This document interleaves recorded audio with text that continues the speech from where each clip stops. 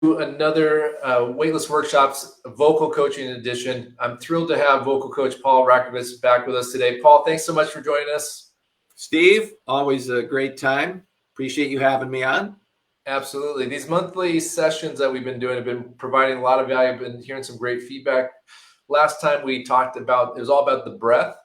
Today we're going to go into some of the 5 elements of voice. And today we're going to talk about pace. So I'm going to let you go ahead and take it away and share more about what is pace and why is it so important and how can we begin to change up our pace to be more effective speakers. Yeah, pace is a great one. And like so many things in voice, there's not necessarily a right or a wrong answer for pace. We can speak really fast or we can speak really slow. Or depending on the medium we're in, we want to maybe adjust the speed that we talk at. And during a presentation, we want to change the pace that we're talking at from time to time. So it's a subject matter that really has a lot to it. And you want to learn some facts about it, but then you also want to have a little bit of a feel for it. And that's sort of the way to get started in this topic, Steve. Great. So can you give us, I guess, just give us some examples of how you would, in a professional presentation, utilize various paces? Yeah, and one thing to note of I might start at is think about whether you're doing a video or an audio recording, because you want to adjust your pace a little bit depending on which you're at. You'll notice that people on a video, their average pace is about 190 words per minute. But you'll notice that on Audible, where you're listening to a book, you don't have a picture. So the average time slows down to about 160 words a minute because a person without the view of you needs a little more time to process the words than if you were able to see them. So that's an interesting thing where if you're doing a YouTube video versus just a voice type of thing, you might think about changing your pace to go along with the medium you're on. Great. No, that makes total sense. So in shifting and changing up pace, what would be some times where you would really slow down the pace versus really speeding it up intentionally? One of the things we talk about in vocal coaching is you want to think about the different types of characters that you have when you are living your life day to day. For instance, speaking with your spouse, you probably want to have a little different kind of voice than when you're speaking in a meeting at work. In your meeting at work, you're looking for authoritative and that sort of thing, but probably at home with your spouse, you're probably not looking quite for the same thing. So you want to think about not only that, hey, am I on a video or am I doing a podcast, just voice only, but also what kind of conversation are you in? Because that will impact your pace as well. So if I am thinking of something that is sad and I'm speaking of something sad, it would be a little bit odd to be racing through it. It'd be very odd to be racing through it. But if I were speaking about something that I'm mad about, it would be very natural for me to be racing through what it is that I'm mad about. You know, such and such happened to me. I was driving out on the road and all these things were happening. You would be racing through your words, but that speed would make sense because that's the emotion that you're infusing into those words. Mm-hmm. But if you're speaking at a funeral and you were racing through everything, that would seem very odd because it's a different kind of emotion that you're infusing into the words. So when we talk about pitch, pace, tone, melody, and volume, one of the things we talk about is that each of these allow us to intentionally infuse emotions into our words so that we can connect with our listener the way we want to. And pace is one of those things. And mad and sad is a good example of different paces for different emotions. Mm-hmm. So, you know, what I'm hearing is you sharing that really being a very conscious communicator and choosing to express ourselves, very intentionally and with emotion. And when it comes to helping people give presentations, that's one of obviously with weightless workshops, it's what we do. I notice sometimes there's individuals who are not very conscious that they are not naturally doing these things. So what do you recommend for those people out there who may be watching who aren't sure whether they're really infusing these things into their talks? Yeah, one of the experiences that I have often with clients is when we start to learn about how to infuse emotions into their message by the sounds that they make through pitch, pace, tone, melody, and volume, they realize that the emotions they had been infusing into their message were not the emotions they wanted to be infusing. Hmm. As a simple example, a lot of times people are in every instance ending their statements down, and they have this little pattern that they repeat over and over and over. So it's kind of like a monotone, not necessarily just a single pitch all the time, which is the purest form of monotone, but a rhythm where everything they say goes the exact same way. And they do this over and over, no matter what the words are that they say. This infuses the message with boredom. Mm-hmm. If we think about pace, pace is the same sort of thing. If we always have the same pace, eventually that wears out our listener and they just can't take anymore and they turn off. So even in a session like this, I'm talking to you, and yet I pause in between many of the things I say. And then I'm changing my pace even in the midst of a sentence. So example there, I'm changing my pace, that's slower, even in the midst of my sentence, that's faster. So even within sentences, we want to get a sense of being able to change the pace of what we're saying over and over and over and over so that we keep the listener anticipating what's next as opposed to falling into boredom and then shutting off. Does that part make sense? Yeah, absolutely. So it's about becoming more conscious of what we're putting across. Probably a good idea to really listen to recordings of ourselves, right? To take a look at, and see and listen to ourselves outside ourselves.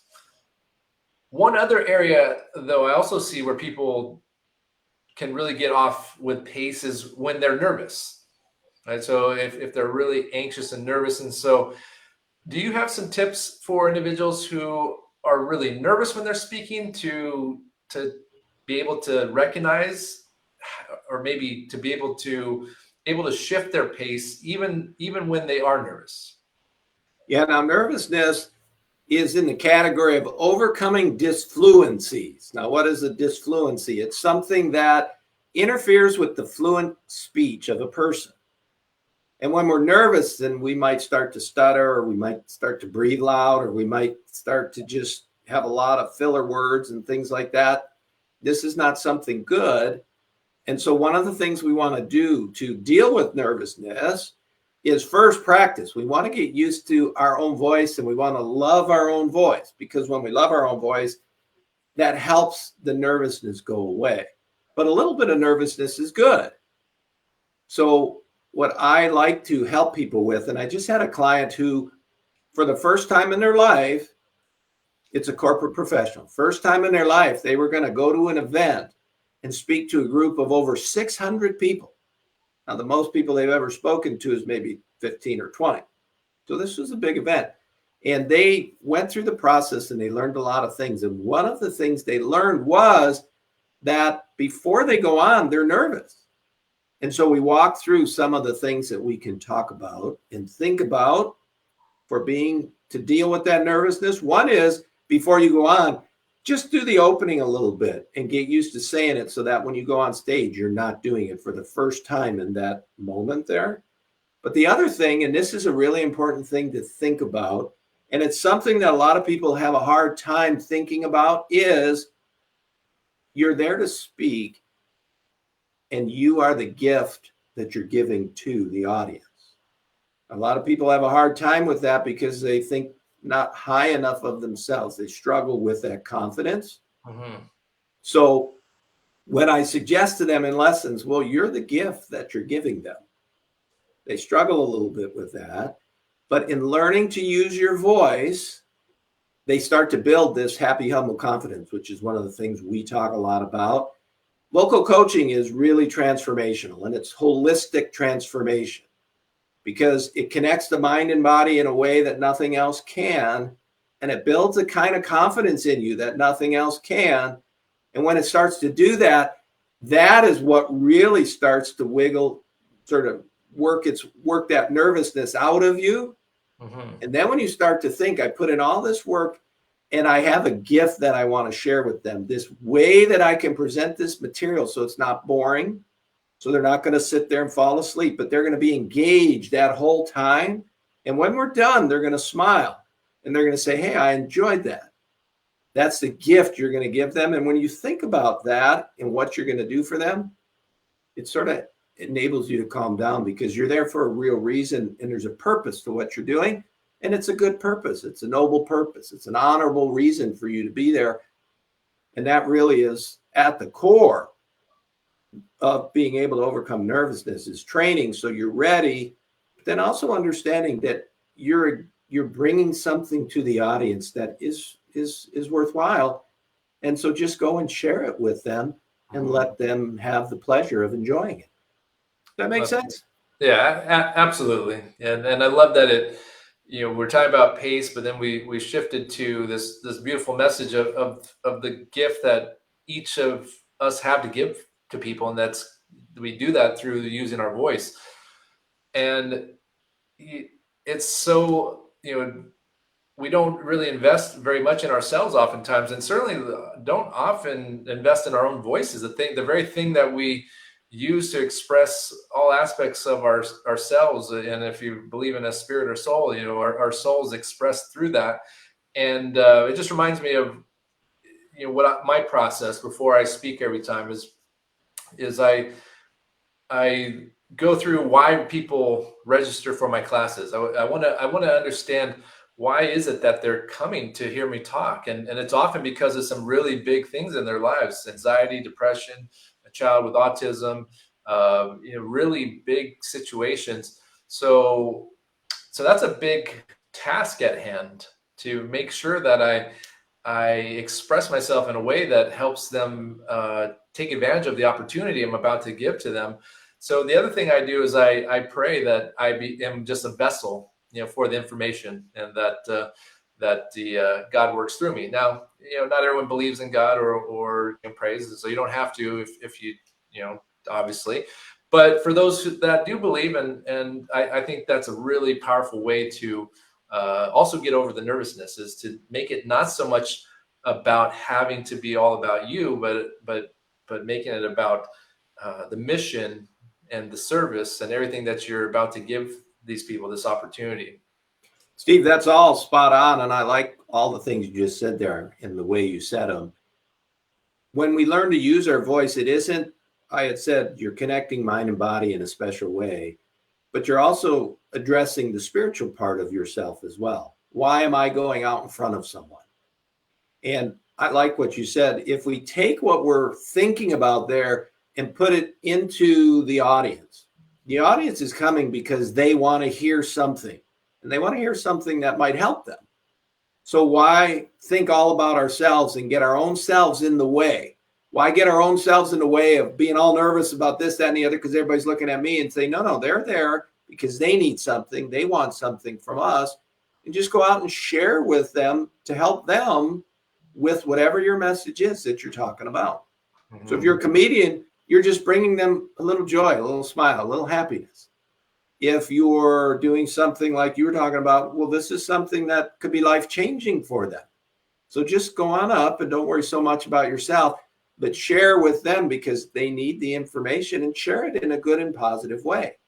So this whole thing, we did sort of move from pace over to here, but pace fits into all of this. So we go out there, Do we want to have the same pace throughout the entire time we're talking? Because then they won't get the message we're sharing with them like I'm doing right now, because people would turn off listening to me because this is too much. Mm-hmm. But I could say all of that again and put pauses in there and change the pace, and sometimes go a little bit slower and sometimes go a little bit faster. And now they're engaged with me and they're listening to me. So everything that we do comes at the same outcome from a little bit different angle. When we talk about pitch, pace, tone, melody, and volume, they're all different ways to create connection with the audience and create that anticipation and that desire of them to hear the next thing you're going to say. Often we speak of that as they're on the edge of their seats. Yes. And that's what we want to do with them. And we don't want to do any of that where we're self-conscious, but we want to remember we're there to share with them a message that they came to see, that they came to hear, that they want to know about. So keep your mind on that. I'm here as a gift to them. And if I share what I have to share, it might change their life. So let me do that in a way that is positive and helpful to them. So when we think about pace, one of the messages I would say today, when you think about pace, you can do this. You'll do this really well with vocal coaching, but you can do it just listening to us here today and learning. Just think about some of the ways you interact with your patients. I'll bet you have different things that you like to say to them. Okay, well, think about which ones of those things you would want to say a little bit slower, which one of those things you would want to say a little bit faster. Like they might come in and say, hey, how was your day? How have you been doing? How have you been since our last visit? Okay, that's okay. But maybe somebody's coming in and they're hurt. They have an acute situation you need to deal with.